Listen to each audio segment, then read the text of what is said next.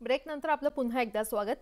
मुंबईच्या मानखुर्द इथल्या साठेनगर इथे लव्ह जिहादचं प्रकरण घडण्याचा आरोप केला जातोय आणि या ठिकाणी राहणारी एक तरुणी गेल्या 10 दिवसांपासून निजाम खान नावाच्या मुलासोबत बेपत्ता झाली होती। 10 दिवसांनंतर एका सुटकेसमध्ये तिचा मृतदेह सापडल्यानंतर परिसरात एकच खळबळ उडाली आहे। या निर्घृण हत्येनंतर स्थानिक हिंदू समाजामध्ये तीव्र संतापाची लाट आहे।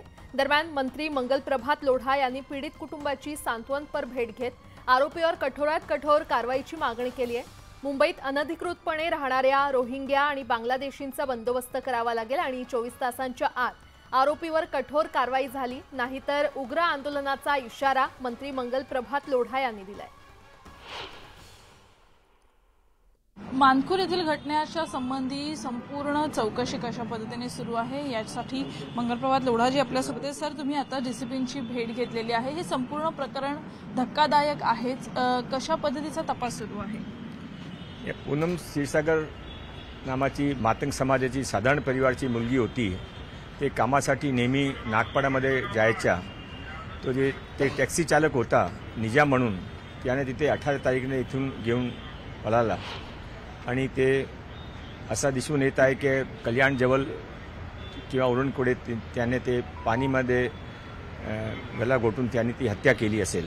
अंधेरीमध्ये आणि नंतर चेंबूरमध्ये अशी 3 घटना मातंग समाजाचे लोकांचे बरोबर दलित समाजाचे लोक बरोबर एक जातीविशेषचे लोक टार्गेट करून करता असा दिसून येत आहे। या संपूर्ण प्रकरणानंतर एकूणच महिलांच्या सुरक्षेबद्दल प्रश्नचिन्ह निर्माण झालेला आहे।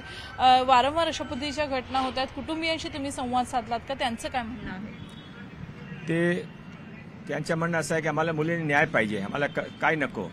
त्यांच्या घरामध्ये फक्त एकच ते त्यांचे कमाईवर ते घर चालत होता, वडील वाढले होते। आता मी हा फक्त एक घटना नाही आहे, तिथे मी गेलो तर लोकांनी तिथे मला सांगितलं की इथे असं प्रमाण वाढलेलं आहे की आजूबाजूला रोहिंग्या बांगलादेशी सरकारी जमीनवर कब्जा करता आणि अनधिकृत झोपडे निर्माण करता आणि नंतर ते इथे दादागिरी करताना अशी घटनाचं प्रमाण लोक सर्व त्रासलेलं आहे।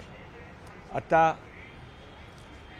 पोलिसने मी 3 सूचना दिली आहे। एक, जे काही सरकारी जमीन इथे आहे, 2-3 मोठी सरकारी जमीन आहे, त्यावर अनधिकृत कब्जे आज पण सुरू आहे, ते कब्जा रिकामे करून घ्यावा आणि तिथे त्याने कंपाऊंड वॉल करून ते सरकारने प्रोटेक्ट करावा। त्याशिवाय जे मोठी संख्येने अनधिकृत बांगलादेशी रोहिंग्या इथे येऊन बसलेले आहे, तुम्ही एक शोध मोहीम सुरू करावा।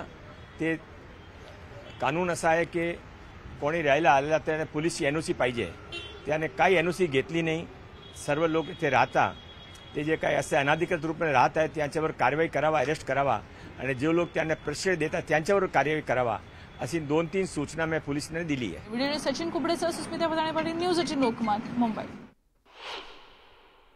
मी उपमुख्यमंत्री देवेंद्र फडणवीस आणि स्पेशल पोलीस कमिशनर देवेंद्र भारतीशी बोललो आहे। ह्या प्रकरणाचा खोल चौकशी केली जाणार आणि यात जे असेल त्यांच्यावर कठोर कारवाई होणार। माझ्या पोरीला अन्याय हे पाहिजे, तिला जसं केलं ना तसं त्याला सामने आणून दाखवलं पाहिजे, जेवढे हे आहेत तेवढे। आम्हाला न्याय पाहिजे पप्पा। आता माझ्या बहिणीसोबत झालं तर दुसऱ्या बहिणीवर पण नाही झाला पाहिजे।